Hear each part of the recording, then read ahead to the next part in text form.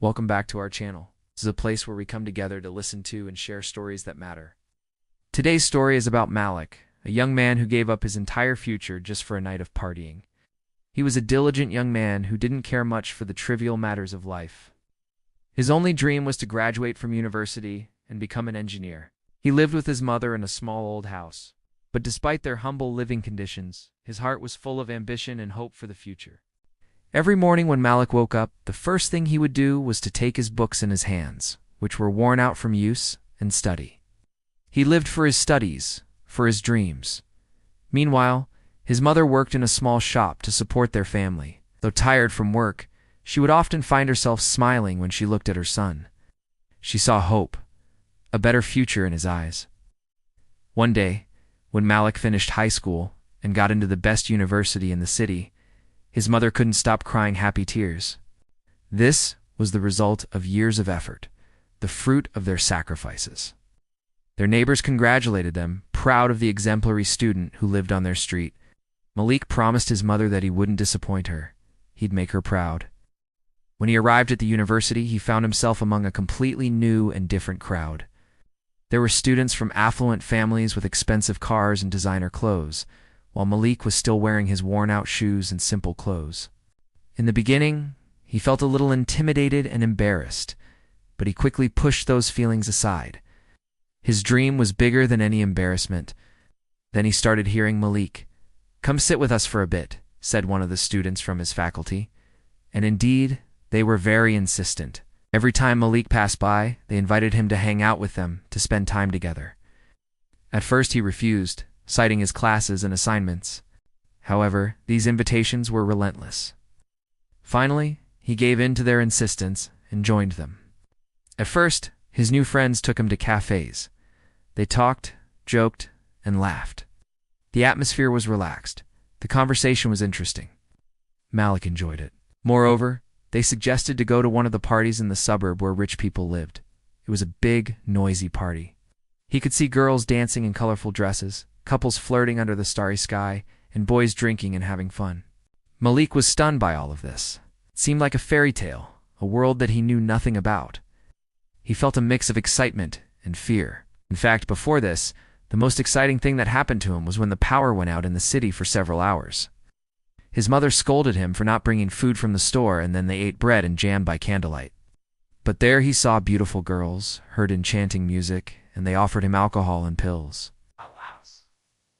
All this seemed so fascinating.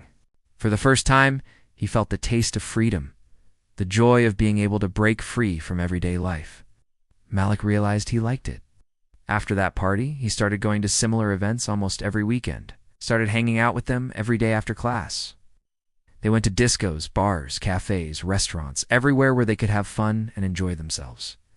He tried to hide it from his mother, so if he wasn't home for dinner, he would call his mother and say he was staying late at the library. Moreover, he began to miss lectures. Once, Malik even overslept during an important test and failed it. When this happened, he tried to justify himself, saying that the test was useless anyway. How could he explain to his mother that he was spending his days not studying, but partying? That he had spent all his nights laughing, drinking, and having fun? One day, one of his new friends called him.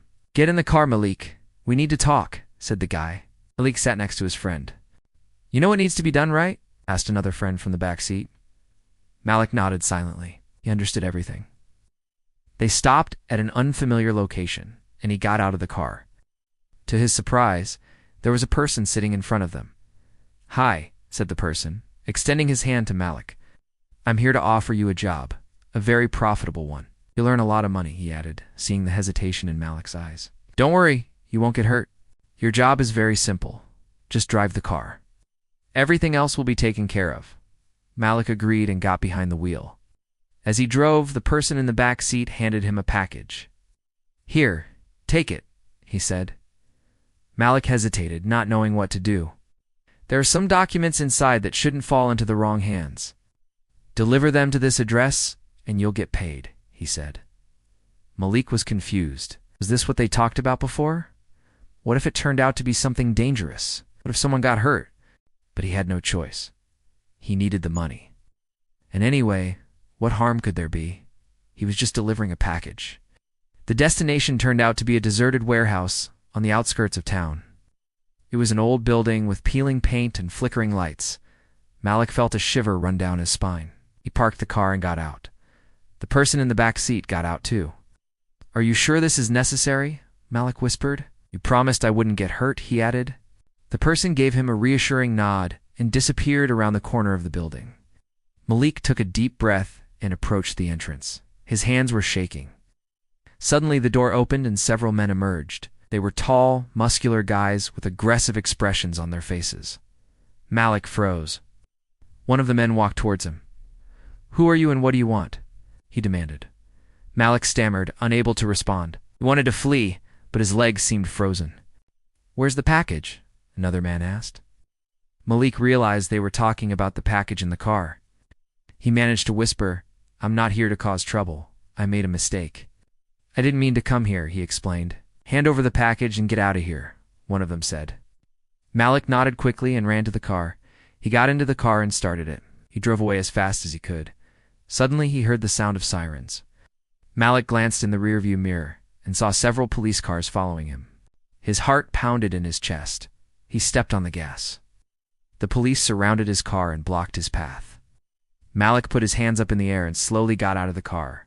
They handcuffed him and placed him under arrest. Then they started searching the car. Soon they found the package with the documents. Malik was charged with possession of stolen property. During the investigation, everyone abandoned him. "I don't know anything about it, I swear." I told them he was the driver. "We didn't even know what was in the package." "Please believe me," they said. As for Malik, he went to prison, lost his university, and the future that was once so bright. He came out of prison after 3 years. He was broken, but alive. One day he returned to his hometown. It was evening, and the sky was dark with clouds. He walked along the familiar streets, remembering how it all used to be. Finally, he knocked on the door of his house. The door opened and his mother stood in front of him. Time had not been kind to her. Her hair was now gray, and her face had many wrinkles. But her eyes still shone with love and concern for her son. Without saying a word, she embraced him, tears streaming down her face. Malik hugged her tightly, feeling remorse and love at the same time. After that, he went to the local mechanic's workshop where he started working. He started warning others. He told every young man, "Don't be fooled by the sparkle, because sometimes the shine hides a cliff." A true friend is the one who stops you from doing wrong, not leads you to it. So remember, the closest people to you can sometimes lead you astray. Be vigilant, because corruption spreads from those closest to you. Wear the infection.